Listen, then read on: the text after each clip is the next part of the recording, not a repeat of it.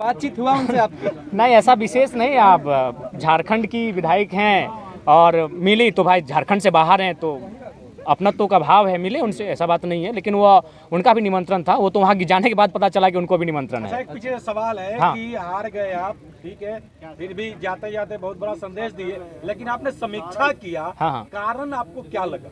देखिए, समीक्षा में कारण यही लगा कि इस बार जो देश का माहौल अभी भी इस बार रहा कि हम लोग, देखिए, हम लोग वोट अपनी रास्ता कहाँ तैयार कर रहे थे। अगर मैं गिरिडीह लोकसभा की बात करूँ तो 3.25 लाख से 3.5 लाख एनडीए वोटर हैं। एनडीए का प्रत्याशी कोई रहे, आपराधिक मामला रहे, वो अच्छा काम करे या ना करे, वो अगर पैराशूट से भी आए, अगर वो कन्याकुमारी और कश्मीर से भी अगर आके गिरिडीह में चुनाव लड़ता तो उसको 3 लाख 3.5 लाख वोट आते ही आते हैं। तो यानी एक वोट आपका था एनडीए का जो 3.5 लाख के आसपास खड़ा हो रहा है। प्रत्याशी से कोई मतलब नहीं, अच्छा है बुरा है, काम करे ना करे कोई मतलब नहीं है। और ठीक उसके उल्टा भी 3 लाख वोट खड़ा है कि हम एनडीए को नहीं देंगे। तो उन 3 लाख वोटों के बीच अगर जयराम महतो 3.5 लाख वोट कर ले आता है तो बहुत बड़ा कलेजा, जिगर और बहादुरी का काम है। हम लोग एक जो नई पहचान बनाए, बहुत चैलेंजिंग विषय था, क्योंकि आप किसी भी लोकसभा में देख लीजिए 3 लाख वोट एनडीए का है और 3 लाख ठीक इस विचारधारा के विपरीत वोट है। और उस भीड़ में आप एंट्री करते हैं बिना किसी संसाधन के, बिना किसी बूथ मैनेजमेंट के, बिना किसी टीम के, और आप उसी के अनुपात में वोट लेके आते हैं। ये हमारे लिए गौरव का विषय है। देखिए, हम उन्हीं के सवाल पे चलेंगे। थोड़ा सा हालांकि आपको खराब लग नहीं, खराब नहीं लगेगा, क्योंकि जो हम लोग महसूस कर रहे हैं कि आप विधानसभा चुनाव में उतर रहे हैं।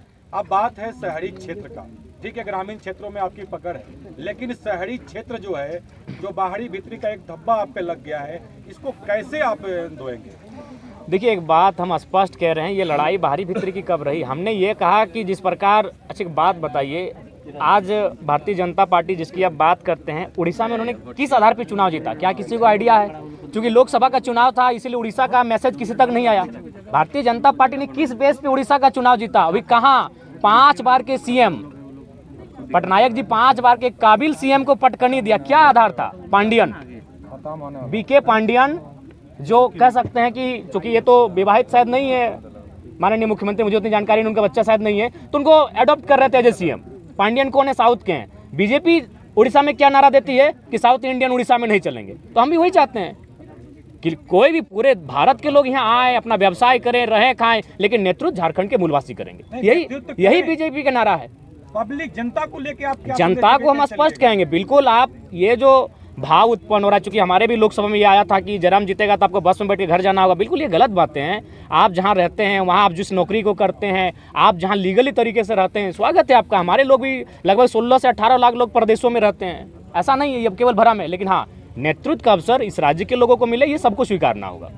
टाइगर, एक सवाल है, गोमिया विधायक लंबोदर महतो बोल रहे हैं कि आप झारखंड मुक्ति मोर्चा के इशारे पे काम करते हैं। अच्छा, तो झारखंड मुक्ति मोर्चा के इशारे पे काम करते हैं तो डुमरी में हमको 90,000 वोट कैसे आता? एक पीएचडी वाले व्यक्ति अगर इस प्रकार का बयान दे रहे हैं तो हमको लगता है उचित नहीं है। टुंडी में हमको 60,000 वोट फिर कैसे आ जाता? बेरमो जो महागठबंधन का सीट है वहाँ हमको 50,000 वोट कैसे आता?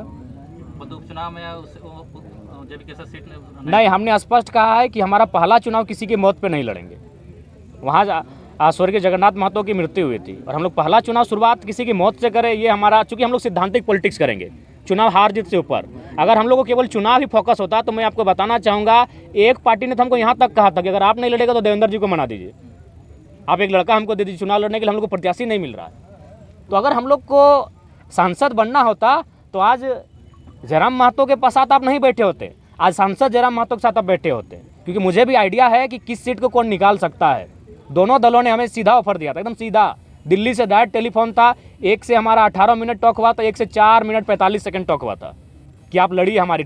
और ऐसा नहीं कि आप एक सीट से, क्योंकि हमने नेता नहीं रहे भैया, जनता का आशीर्वाद है, हम लोग जननेता हैं, किसी सीट से चुनाव लड़ने का मादा रखते हैं, 4-5 सीटों से चुनाव लड़ने का मादा रखते हैं। और उन्होंने वही ऑफर दिया था कि आप गिरिडीह से लड़िए, आपका मन हो धनबाद लड़िए, आपका मन हो आप रांची चले आइए। इसी से जुड़ा हुआ सवाल है, गांडे से भी आप नहीं होता है, मर्ज नहीं करेंगे अगर जीतते हैं चुनाव तो? जैसे देखिए, नहीं, हम लोग हार जीत से ऊपर की पॉलिटिक्स करने के लिए आए हैं, कोई मर्ज नहीं करेंगे दादा। पोस्ट अलायंस पर जनता के राय के बाद हम लोग सोचेंगे, लेकिन मर्ज कहीं नहीं होगा, क्योंकि हम लोग एक ऐसी पॉलिटिक्स कर रहे हैं कि जहां हम लोग रुकेंगे आने वाली पीढ़ी वहां से स्टार्ट करेगी। देखिए, पहले बात, अभी गिरिडीह अभी भी आप जाके देखिए, आप देवेंद्र दा का जहां कैंपेन वहां जाके देखिए, आज भी लोग अपने घरों में चावल इकट्ठा करके रखे हैं, आज भी लोग अपने घरों में आलू और प्याज इकट्ठा करके रखे हैं। उस विश्वास का कत्ल नहीं होगा दादा। चुनाव हार जाएंगे, क्या होगा? यहाँ जीने के लिए कोई थोड़ी आया है, लेकिन उन भरोसे के साथ उन भरोसे का कत्ल नहीं किया जाएगा। हम लोग सैद्धांतिक पॉलिटिक्स करने आए हैं। बोले तो अगर हमको अपनी महत्वाकांक्षा होती हम संसद में होते हैं।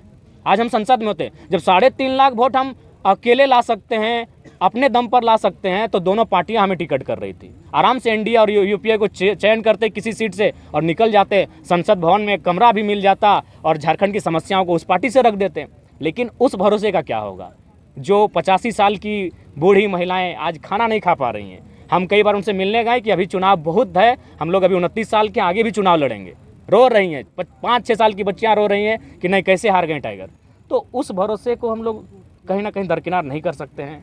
दुनिया चौधरी को मंत्रिमंडल में जगह नहीं मिला, उसका फैक्टर जयराम महतो को बता रहे हैं।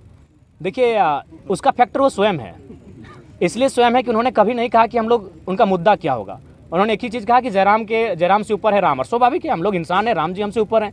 लेकिन क्या भगवान राम के नाम पर चुनाव लड़ना चाहिए? मुद्दे हैं लड़ने के लिए, आप उन मुद्दों पे लड़िए। अब तो मैंने राम को अल्लाह को दूर रखी राजनीति से। कब तक इस देश की राजनीति को यूं ही मतलब धार्मिक उन्माद में लोग रखेंगे? हम चाहते हैं कि पढ़े लिखे नौजवान जब आ रहे हैं राजनीति में तो कम से कम राजनीति को शुद्ध रखें। इनमें उनका स्वयं दोष है। अगर उनकी स्ट्रेटजी होती, अगर वो गाँव जाते हैं तो जयराम आते हैं क्यों रणभूमि में?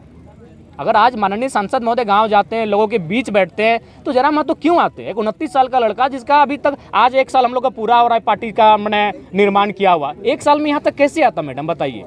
कहीं ना कहीं उनकी खामियां हैं, उनको बोलिए।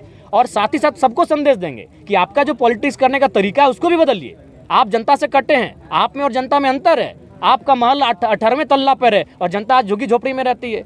आप जनता से कटे हुए लोग हैं, आप जनता के लिए काम नहीं कर रहे हैं। जो भी कर रहे हैं अपने परिवार को भरने काम कर रहे हैं। और महोदय सांसद से कहिएगा कि आप तो रामगढ़ के हैं, आप सुन रहे हैं लइयों में ज़मीन खरीद ली है। सॉरी, जो गोमिया का बॉर्डर पड़ता है नदी के उस पार, चूँकि अब माइंस उधर जाने वाला है।